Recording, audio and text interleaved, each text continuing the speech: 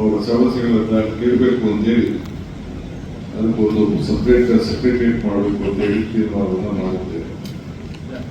ನಿನ್ನೆ ಏನು ನಾವು ಇಂಪ್ಲಿಮೆಂಟ್ 5-6 ವಿಚಾರ ಹೇಳಿದ್ರು, ಅದಕ್ಕಾಗಲೇ ನಾನು ಒಂದು ಸಪ್ರೇಟ್ ಅವರ ರಿಪೋರ್ಟ್ ಕೇಳಿದ್ದೇನೆ.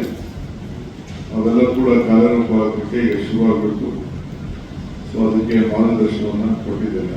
ಏನೇನು ನಾವು ಮಾಡಿದ್ದೀವಿ ಅಂತೇಳಿ ನಾವು ಮಾರ್ಗದರ್ಶನವನ್ನು ಕೊಟ್ಟಿದ್ದೇವೆ. ಇನ್ನು ಮುಖ್ಯವಾಗಿ ಈ CSR ಸುಮಾರು 8,000 ಕೋಟಿ ರೂಪಾಯಿ ಇದೆ.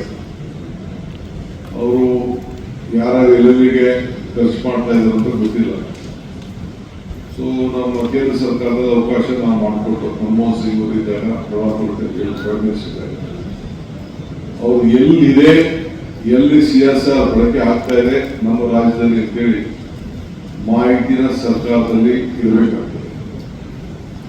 ಅವ್ರಿಗೇನು ಚೌಕಟ್ಟಲ್ಲಿ ಕೆಲಸ ಮಾಡ್ತಾ ಇದಾರ, ಇಲ್ಲ ಯಾವ್ದಾದ್ರು NGOs ಕೊಟ್ಬಿಟ್ಟು ವಾಪಸ್ ದುಡ್ಡಿಸ್ಕೊತಾ ಇದಾರ, ಅವ್ರು ಯಾವ ರೀತಿ ಯೂಸ್ ಮಾಡ್ತಾ ಇದ್ದಾರೆ, ಇವೆಲ್ಲ ಕೂಡ ಒಂದು ದಾಖಲೆಗಳನ್ನು ನಾವು ಕಲೆಕ್ಟ್ ಮಾಡಿಕೊಂಡು ಬೇರೆ CSR ಯಾಕೆಂದ್ರೆ ನಮ್ಮ ದಾಖಲೆ ಪ್ರಕಾರ 8,000 ಕೋಟಿ ರೂಪಾಯಿ CSR ಫಂಡ್ ಕರ್ನಾಟಕದಲ್ಲೇ ಇದು ಖರ್ಚಾಗಬೇಕಾಗಿದೆ. ಈ ಹಿನ್ನೆಲೆಯಲ್ಲಿ ಎಲ್ಲಿ ಹೋಗ್ತಾ ಇದೆ, ಏನು ಮಾಡ್ತಾ ಇದೆ ಅಂತೇಳಿ ನಾವೀಗಾಗಲೇ ಪ್ರತಿಯೊಂದು ಕೂಡ 3 ಪಂಚಾಯತಿಗೆ ನಾವು ಒಂದು ಶಾಲೆ ಮಾಡ್ತೀವಿ ಅಂತೇಳಿ ನಾವು ಮಾತುಕೊಂಡಿದ್ದೇವೆ.